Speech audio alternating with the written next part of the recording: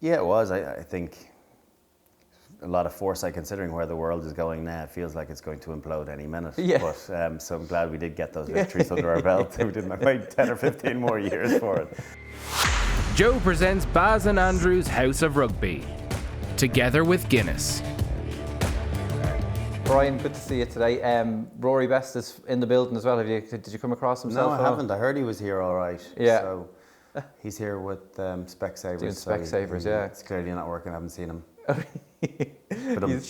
Like, would you be, that well in touch with Rory? You send him a text or anything like that before you head off? Or? Yeah, I will in advance of him going out, and we've a good relationship. When I see one another, I suppose I wouldn't have always been great pals with him, but we've a good relationship, and he's a good fun guy, and we've had some great times together. So he's someone I always enjoy bumping into. So I suppose the whole thing I wanted to kind of chat to you today is about the captaincy and what Rory is facing over there, and what all the other captains are facing over there.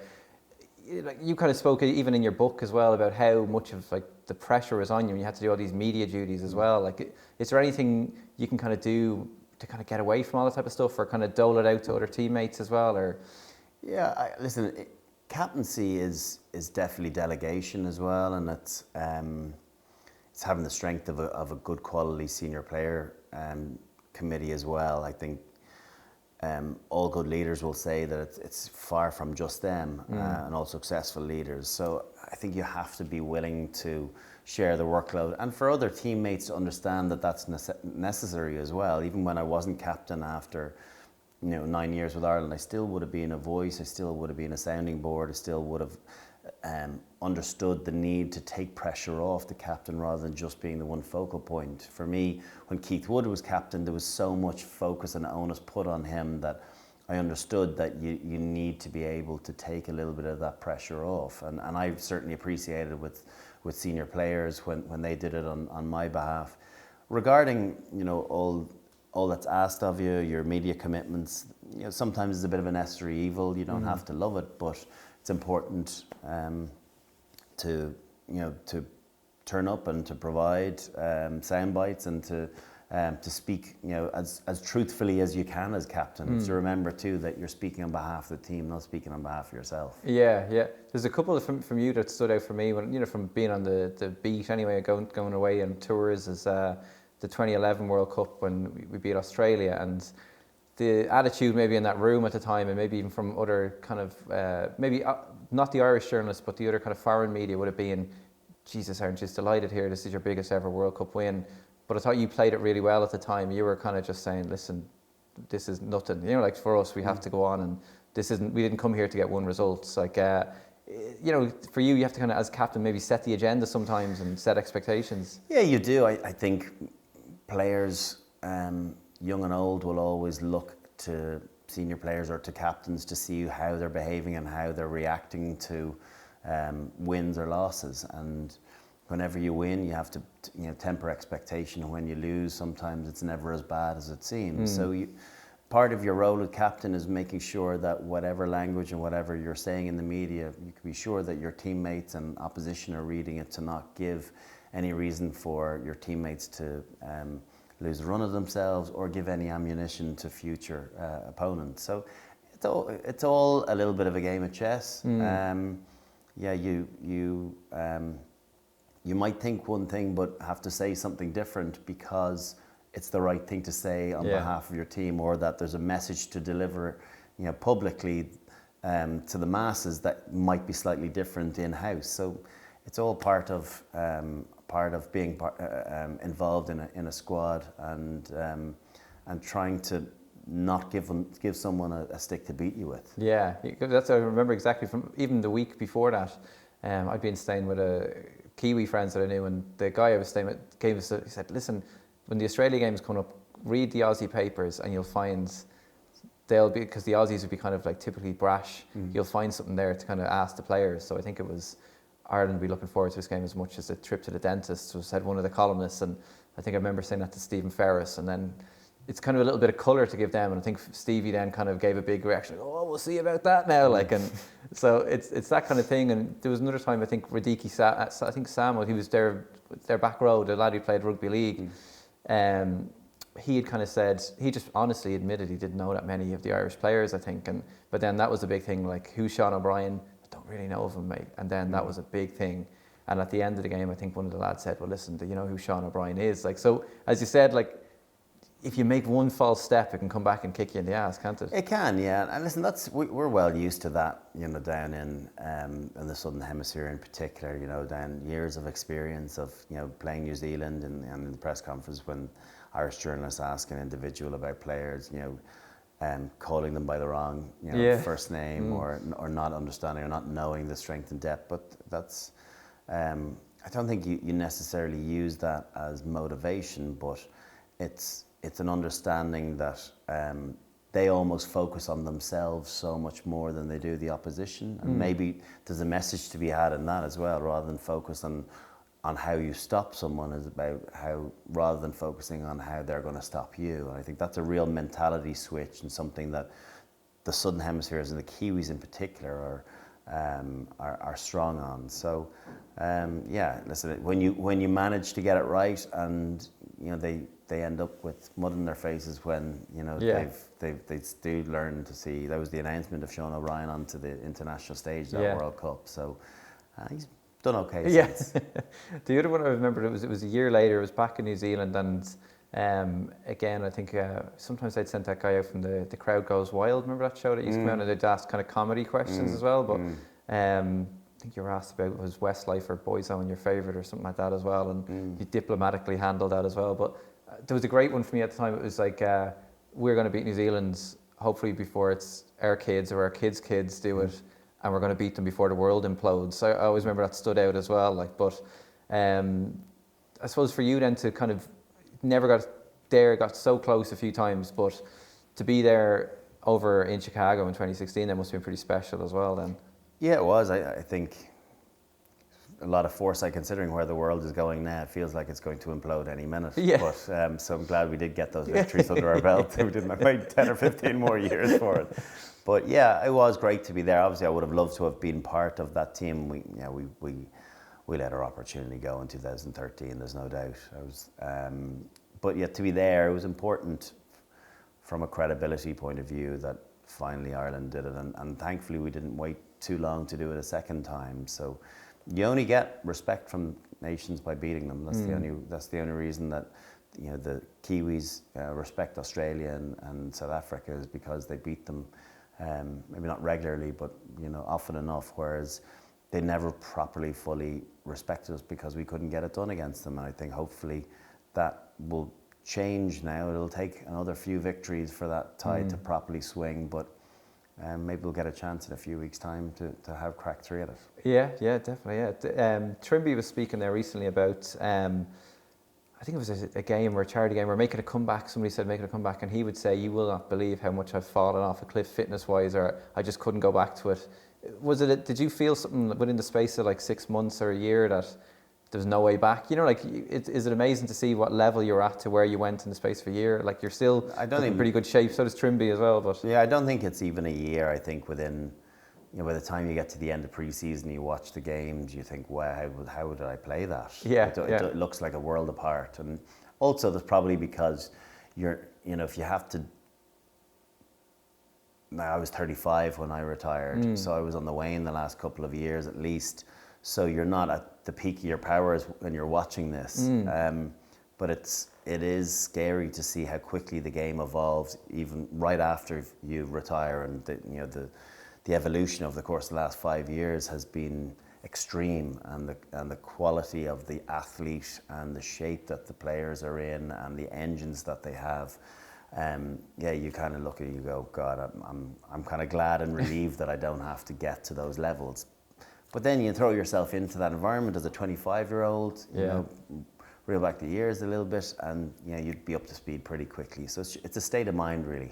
And when did you kind of, was there a mindset switch for you, like at one stage, and near the end of your career, you're almost like an extra loose forward. Like, when did you start making that decision yourself, like, I can help the team better here by dipping into rucks here and kind of making hits? And I think when I lost my wheels, you know, when you lose the art of pace, you have to modify your game, and I think you become more of a facilitator. rather than a strike player yourself, and that's a natural progression in any outside back, I think. Particularly into your early to mid 30s. So, what aspects of your game can you accelerate or improve on that doesn't necessitate, as much fast twitch, and that's just getting your head in and reading the game a little bit better and identifying, which situations or which scenarios to have a nibble at and when to leave it alone. I think that the greatest exponent of that is probably George Smith of not covering a GPS point of view. He certainly wouldn't cover anything like the yardage or distance of most players, but yet he still got his turnovers, but he realised when there was nothing for him in a fight, where he wasn't going to waste energy on losing a ball, so he just stayed away and bided his time. And I think you tend to do that as a 30-something-year-old. You just get a little bit smarter and a little bit of energy conservation for when your efforts do come their way, that you make the most of them. And for you, is there a period when you kind of look back on of, so few guys will say it's like we actually feel like you were perfect or everything went well, but like a purple patch period for you where you just felt the confidence of the world was in you every time you stepped out onto the pitch? Yeah, I think there's maybe a couple of those times in your career. It tends to be with how this team is going. It's not just an individual thing. That comes from the confidence of winning games and being in the mix for trophies. So it probably happened just in my late 20s, early 30s, where Ireland had success, Leinster had success, and I personally felt as though I obviously was a contributor to that, but I also lived off the confidence and the momentum of those teams. So you look back at different individual performances and feeling very good, all the way back to France in 2000, where I felt great that day. I remember it very well. I remember feeling fast and that I could cause problems. I guess you didn't expect to win the game or score 3 tries and win it for the first time in 30 years, but those moments you look back and go, there's a reason I played well, because I felt great.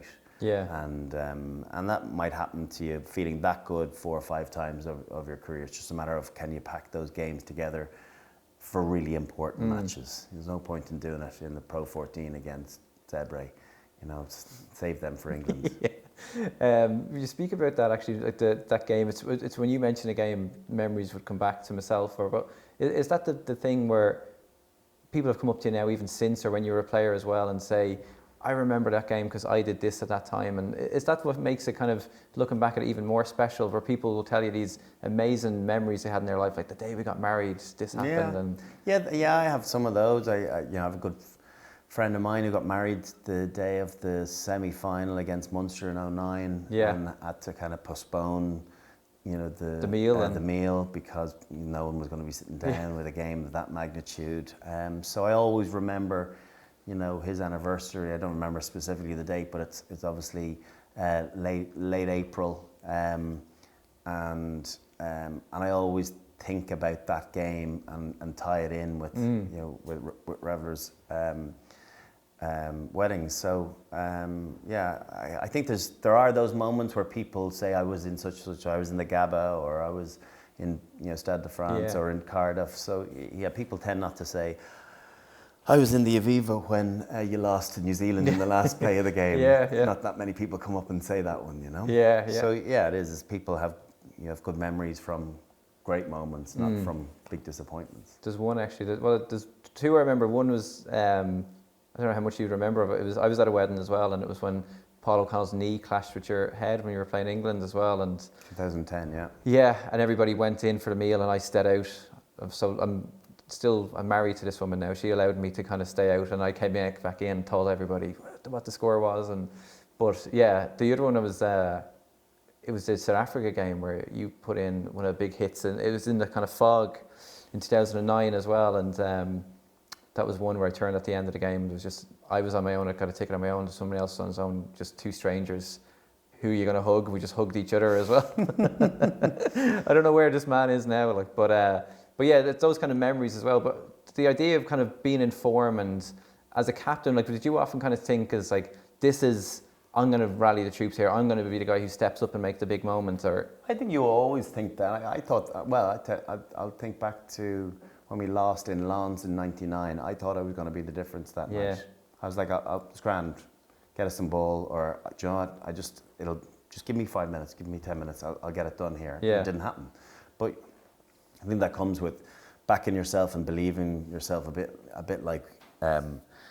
You know, the whole point of being here of Guinness backing belief, and I do believe that Ireland have a great opportunity in this World Cup. I'm not just paying lip service to it; they really do. But you've got to believe in yourself as well, and I know that those players believe what they're capable of doing, and I definitely felt belief in myself. There were times that there's question marks around yourself, and confidence takes a dint. But for the most part, I had big belief in my own ability and the teams that I was involved in, and thankfully, some good times came as a result of both. Yeah. The idea of the captain kind of leading from the front as well. I remember chatting to Peter O'Mahony there a couple of months ago, and he was saying he never kind of really sought out captaincy. He was kind of going, just probably one of the better players when I was growing up as well. Again, then I just got the captaincy, and then that was with me all the way through. Was that something similar for you? Did you ever captain when you were like younger, or going up through in schools or anything? Or no, I captained UCD under-20s once, Clontarf under-9s Gaelic football team once. That would have been about the extent of it, and I never saw myself as captaincy material. But similar to Pete, I suppose someone saw something else in me, and leadership is absolutely what you do rather than what you say, first and foremost. And we talked about respect. That's how you get respect, is by doing, not saying. And I look at people that I think are great leaders. They don't have to be the world's greatest orators, but they're great leaders because of the way they play, or the attitude they have, or the way they train, or how they live their life. For me, that's great leadership. And captaincy can be quite simplistic. For me, it was always trying to be the best player on the pitch. Be it training or in games, try and be the best player and inspire others by your performance. I think there's nothing quite can match that. You could be, Martin Luther King with the world's greatest speeches, but yet if you don't deliver or back your convictions with your actions, you'll ultimately disappoint from a leadership perspective. And you spoke about Keith Wood, and he had the captaincy as well. Was he a guy who, when you used to play him on the pitch, he would make a big play that would just be inspirational to kind of be out there as well? A perfect example of someone who'd maybe do a little bit of both, actually, because I've seen some of those Lions videos of him as well. Yeah, I think Woody was a great person to come in and learn a lot from. And I was the one that was given the captaincy after Woody, when I never would have envisaged it. But yet I suppose I was trying to be as much of a sponge as possible and understand what I thought was great captaincy and how I would change something or modify it. And I think that's what you do as a captain. You're almost plagiarizing different aspects of the different captains that you have been under, and then amalgamating them all into your style. And that's, I suppose everyone does a bit of that. It's how did I captain exactly like someone that I thought was very good? Where you take all the aspects you think they're really good, but dispel the bits that maybe weren't for you, and pull those aspects in from somebody else's style of captaincy. And I think that's what you'd attempt to do. And I think you're constantly evolving in your leadership role as well, because experience comes along and you have a bit of know-how and understanding how not to fall at a hurdle a second time. And is there somebody else, as you said, you took bits from everybody else, maybe from an early stage, even as back again to schools days, or an early captain? Or definitely. Kieran, one of my good pals who was a captain in school, Kieran Scally, who I would have looked. And again, it wasn't about how he spoke, but the aggression with which he played the game and the intensity, and he frightened people at underage level. And I remember thinking,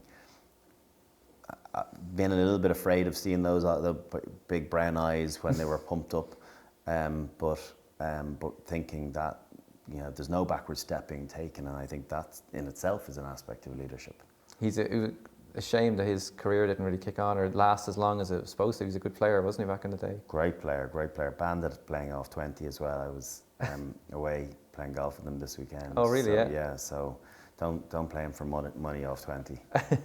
And we're speaking of the way, and this kind of ties in with the Guinness back in belief as well, and playing a bit of golf, but you caught probably the game at the weekend, and you feel a little bit better, like the nation probably does after watching that game at the weekend. Yeah, like I think you were looking at it slightly differently when you're watching it, knowing the score. But I thought it was a good performance, particularly the second half. I think they really ramped it up and they controlled it well. And yeah, I think what was most important was the ability to go through the gears and have that change up and bring that physicality. And I think some big performances from some really key individuals. Good to see Conor Murray back. Rob Kearney was very effective again. James Ryan is going to be such a huge player for Ireland over the next decade if he can stay injury free. So to have those players really humming, I think, is important. And you can be sure that those players believe. They absolutely believe that they can win it. And I think now's the time for the country to weigh in behind and show their belief as well, because as a player there is no doubt you can sense it. You can sense it from the public, be it through social media, be it through conversations with loved ones at home, through seeing it in the stands, that if your team gets, or your fans get behind you and genuinely believe it, it can be that added incentive to go, battle a yard more, or give a greater impact, or carry harder. Those small things can be the difference between winning and losing at the highest level. And you mentioned him there as well, someone like James Ryan, who we're all hoping is going to be have a great World Cup as well. After the World Cup, do you reckon captaincy for him, would it be too soon maybe, or just throw it on his shoulders and see how he gets on? I don't know. And like, he seems like a very level-headed guy, but obviously with Rory hanging up his boots after the World Cup, they're going to be looking for someone. You could do worse than thinking long term. Even though he's a young guy, he's clearly got the respect and one of the best players. You could do worse than going to one of your best players as a leader.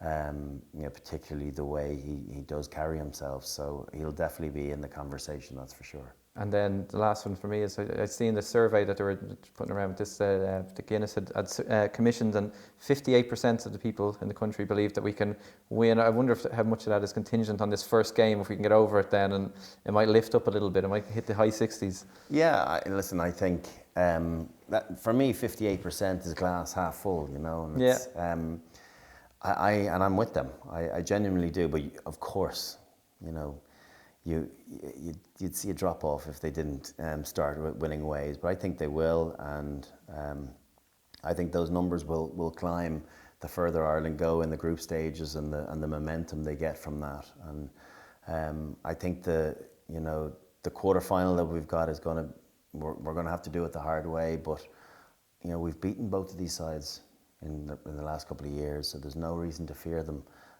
So I'm very positive that we can get to our first semi-final, and do you know what, let's leave it there, because all bets are off when you get to a semi-final. Perfect. Listen, cheers for that, Brian. Good luck and enjoy the World Cup. I heard you might be missing a bit of golf now, to hopefully getting over there then for a bit. I am. No, everything from studio before the quarterfinals on, so yeah. Make plans golf after that. Golf clubs will have to be parked for a while. Perfect. Cheers, Brian. Cheers. Cheers. Thanks for that. Thanks for that. Cheers, Pat. Right, Rory, we're here a couple of days before you jet off to Japan, and you were saying you'll get home and then last bit of family time before you're on the road then for a while. Yeah, get home and get a couple of nights at home, and supposed to do the normal thing, a bit of a school pick up and drop off and pack the bags, and then that's Wednesday morning where we fly out. And who's looking after is there any kind of put the bins out type of jobs you have on a Wednesday or a Tuesday night? Or? No, thankfully our bins are Friday, so as for most of the summer I get to avoid that as well. So yeah, no, it'll just be a few bits and pieces. It'll be nice just nice to get up and have a last look at the cattle, and it's mainly to see the family, and you tidy up bits and pieces. Yeah. But in fairness to Jodie, she's well used to doing it now, so all the little jobs that I used to think were mine are now kind of, that you think that they can't possibly survive when you're not there. They all seem to get done pretty well. Yeah. And then so Jodie is kind of, she's looking after everything, and is she drafting any help then, or? Not really. We're incredibly lucky in that both my family and her family are kind of 10 minutes either side. Yeah. We're kind of in the middle of it, and they all sort of help out whenever they can. But like I say, Jodie's been a single parent almost for so long now that I think I nearly get in the way at times when I'm at home. I certainly at bedtime I get them a lot more hyper whenever I'm there than whenever it's just Jodie on her own. Yeah, I used to be that. Until I became a father myself, I was the uncle who'd come over and get everybody razzed up and then just see you later and head off. How special was it? I was even looking at some of those photos, I think that Info and Sports Files took at the weekend of the guys going through the little tunnel that all the players had made. How special were them, those kind of few minutes you had on the pitch at the end of the game there at the weekend? Yeah, look, it's been great. I think when we first sort of got married and thought we'd have kids reasonably young, it was kind of because we thought we'd like the eldest to have some sort of involvement and see a bit of the rugby that I was involved in. Probably not thinking that he'd remember very much of it, because I didn't think it would get to 37 and still be playing, and Ben would be 9 running around the pitch, and and you just see the difference in when he first started going to the games to the height he's got to now. He's not just going to be involved in photos of he's going to have vivid memories of being on the pitch and being in around the changing rooms, and Penny now is 7, so she's probably a little bit less, but she's going to have good memories of it.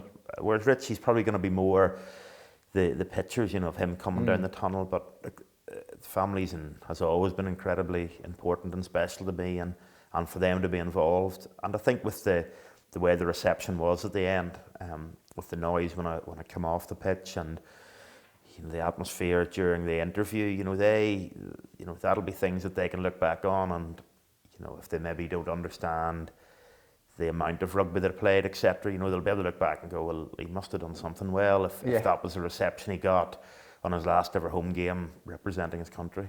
And did you kind of held it together a little bit, but tears in the eyes anyway during the interviews? Well, certainly whenever the crowd went, and to be honest, with how many people had stayed around afterwards, and how long that cheer went on for, I was trying to start the answer, but I couldn't. And look, that, I think you'd need to be made of stone not for that to affect you in some shape or form. And look, it has, and it wasn't the same emotional up and down that I probably had last year with, the Ulster home game, then the last game, and the Ireland last home Six Nations, then into Wales. When you're trying to turn it around in a week and you emotionally invest so much, experience sort of taught me that, look, allow whatever happens afterwards to happen emotionally, but your game and your preparation doesn't need to be based around being emotional. It's about what you've always done. Prepare well, give yourself confidence that you can perform, and then that'll help the performance of you and the team. And I felt a lot more comfortable doing that, and that's probably why afterwards it probably was a little bit more emotional, because that was finally the first time you got to take a breath and go,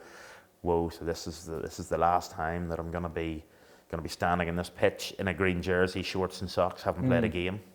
And Brian's kind of floating around here now today as well, and I always remember the big thank you Brian thing that dropped. Were Specsavers thinking about bringing a blimp over the Aviva or anything like that to say thanks to you? Or? No, thankfully not. It was a wee bit strange. So once all the sort of the interview was done, and through the tunnel, and the thanking everyone in the stadium, was kind of right. Okay, can we now go in? This has sort of been dragged out long enough, and it's a funny one. This sort of long goodbye is just, it's so bizarre, the last time doing this, the last time doing that. It's finally come that was the last ever game on home soil, and I can look, you know what, I'll very quickly turn the page to the World Cup, and eventually I'll look back on a career that I've enjoyed immensely, and look, I'm immensely proud of what's happened. But because we have a little thing like a World Cup coming up, there's plenty of time for reflection later. I saw there Australia beat England to win the Ashes there yesterday, and Tim Payne, the Australian captain, got stopped, but he must have had to do around 7 or 8 interviews afterwards. And I was kind of thinking, being a captain must be great, but must be also a bit of a pain sometimes, where like that guy probably just wanted to have a beer or something, and you have to go through an hour of media duties. Like, you must have the same kind of experience every now and then yourself. Yeah, you have to do it, and that is part of the thing with the captaincy, is trying to balance it and not letting it affect your preparation. And there's a lot of things that you can get dragged left, right, and centre to do, but it's to get that done and do it at the best you can. But then to very quickly go, right, well, what do I need to do? What's the selfish side of me need to do to make sure that I'm ready, because ultimately the best thing you can do as a captain is perform within the team, and that is, there's very few of us are born with the ability to inspire solely with our words. It's actions and maybe a little bit of words as well.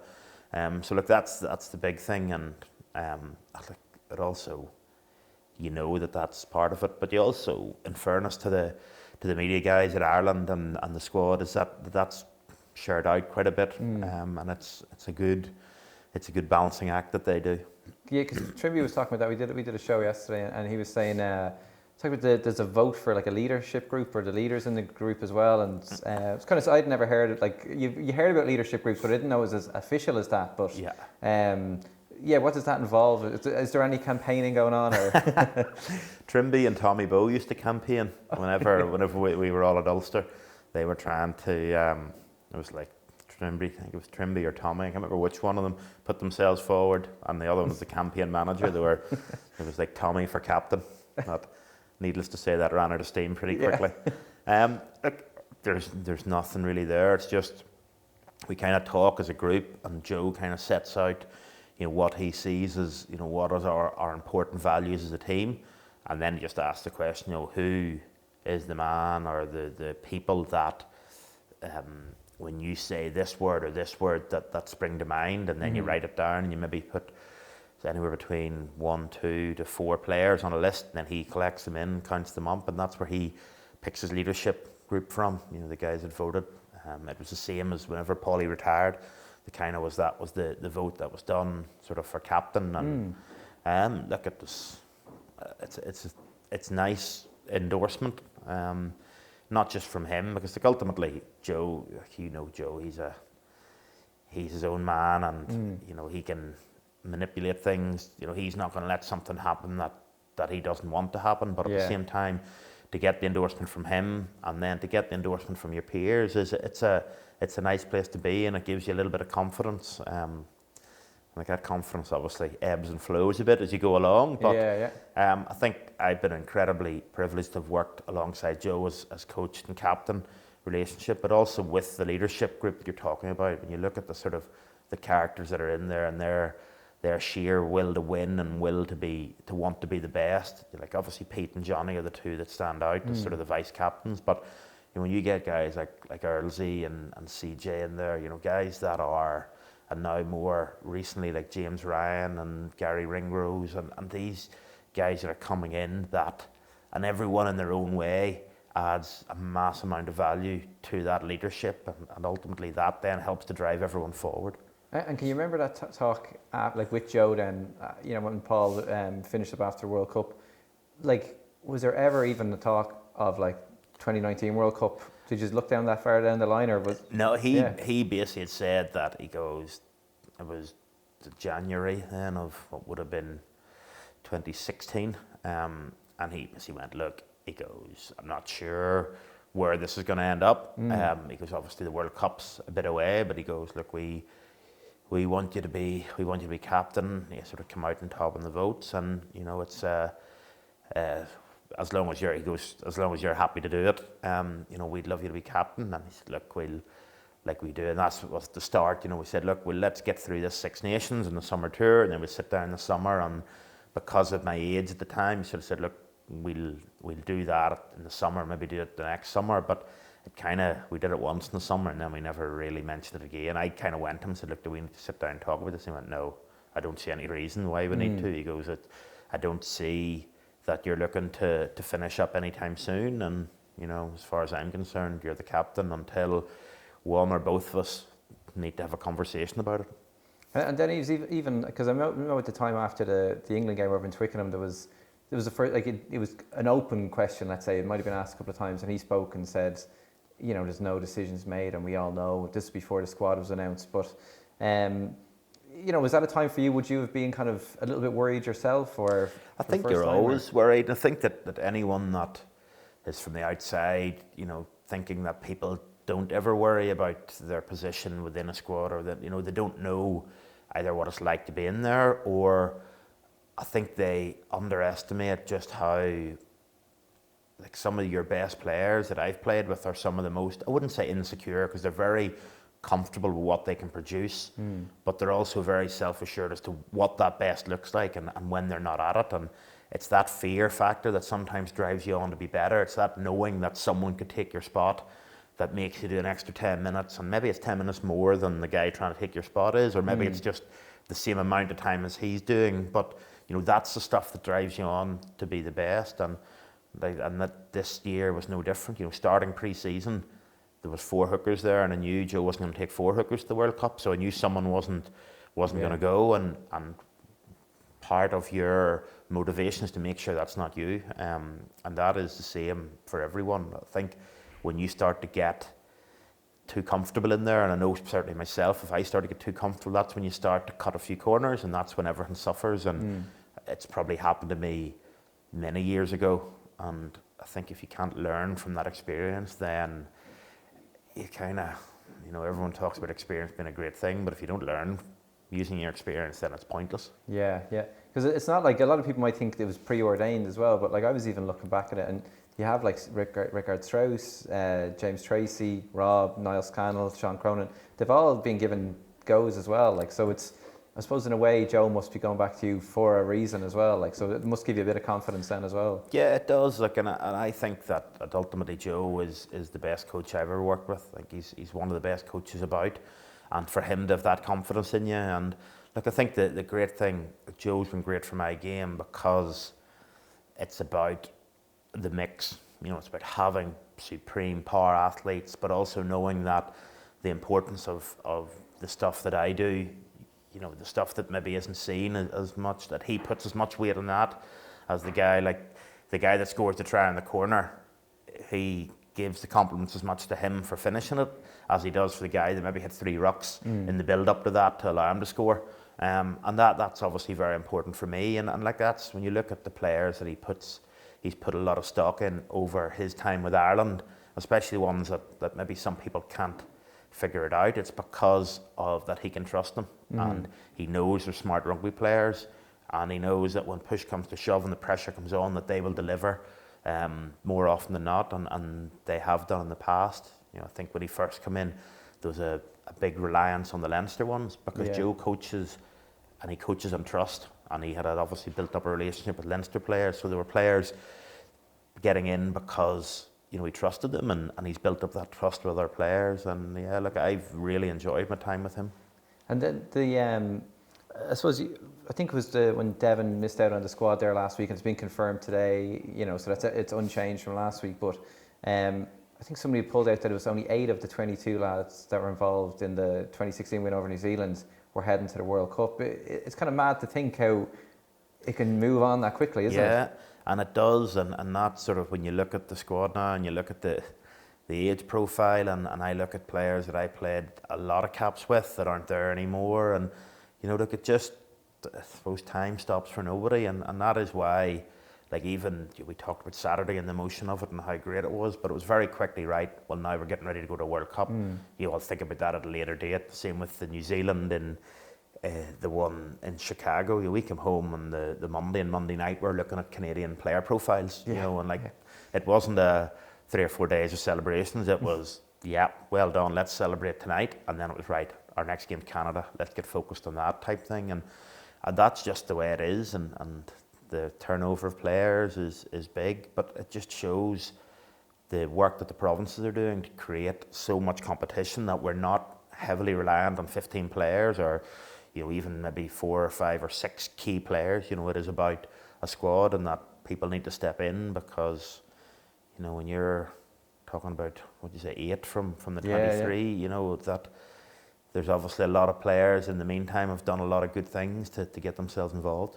And then let's say in terms of being the captain again, when you head to Japan, do you get a different itinerary then to the rest of the players? Do you have to make appearances here and there? And there'll be a few, but generally the World Cup, there'll be an official opening ceremony for us to go somewhere, and then just the media engagements are increased significantly, and the captain probably has a couple more of those to do than everyone else. But at the same time, I think there's something like 15 media slots to be filled by players in a week, and that'll be rotated around. So as a player, you'll expect to do media once every 2 weeks. As a captain, we're used to doing it every week anyway.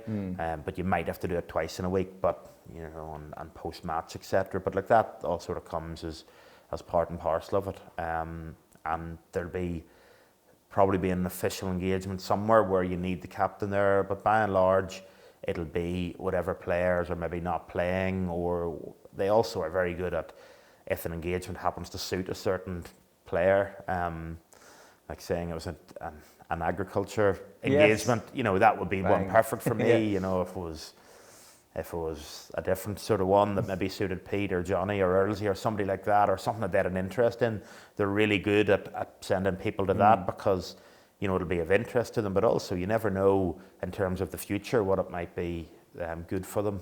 And I often think the prime gig, if you want to do a media gig, is sitting beside Joe on team announcement day, because he gets all the questions, doesn't he? Like, just watching Joe. Yeah, lads put their hand up for that one. Like. Yeah, that's not about the only problem with that is when you do get asked a question, you feel under a lot more pressure, because he is there to hear exactly what you said. He's not reflecting on it in the newspaper where you can say, oh no, I was misquoted. He's heard what you said. So there is a little bit more pressure in that, but no, some of those ones are quite nice just to spectate Joe. And have you ever been up there with him? Because I know often they used to say someone like Jose Mourinho would speak through the media to his players. Have you ever been up there with him when you hear him saying something and that's a message for us, that's a message for me? Not so much, because I think with the way Joe is, he's very upfront about what he wants and expects from us. So you'll hear some of the things being said that is a little bit of a reflection of either what he said or how he set the week up for us. But no, by and large, he is very much, if he wants you to know something, he'll tell you. Yeah. I was looking back on, I remember chatting to you after the Wales game 2011 in New Zealand at the World Cup. And there was a good quote from you at the time where you were saying, listen, we didn't crow about it like we did in 2007, but we felt very confident about that as well. There's been 2007, this is going to be your fourth World Cup. What's the mindset now this time going into it? Is it again trying to kind of quiet confidence, or? I think there's a little bit more confidence than there was a couple of weeks ago, obviously, as you get from better performances and better results. But yeah, look, we are in a place where we know we have a lot of room to improve, and we know we're capable of a lot of improvement, but we're also have shown a sort of an element of our game that we're reasonably happy with in terms of the energy that we've shown, because the rugby's not going to be perfect, but can you adapt? We didn't adapt very well in Twickenham, but we did in the previous two games. So look, I think the beauty of the Twickenham game is that people will keep going back to that and writing us off. But all that really matters to us is where we feel at the minute and how much we can improve, and that's what we'll be going on. I think what is unique about this World Cup is the fact that we start off against the highest ranked, or the second highest ranked team in our pool. Normally we've, like in 2007, we had Georgia, then Namibia to sort of supposedly build into the bigger games. Australia, we started off against the US before we played Australia, or in New Zealand, we started off against the US before we played Australia. And then the last time we started off with Canada, then Romania, then Italy, then France, and that was supposed to be us ramping into it. So this is a slightly different experience for us. So it means that we're going to have to get off to a big start. And I think with the Wales game at the weekend, it given us the confidence that there is a big start in us. We just need to get it out now. But look, we've a lot of belief in our ability. We have a lot of belief in what the coaches are doing. So we got now make sure that we get a way to bring that out in our own way and in how we want to frame it, and that we don't go back to the sort of performance we had even in the Six Nations, but more so Twickenham. The last rugby question I was going to ask you was, do you still remember the name of the first person you battled for your jersey with?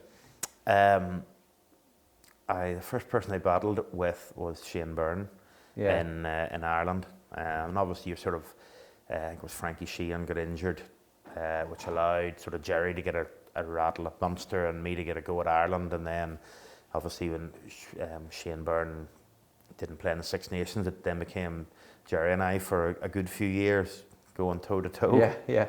And then I think Jerry, he'll be cheering you on like the rest of it anyway. But the thing I was going to say to you there was you're here for Specsavers today and kind of fighting the good fight for them, aren't you?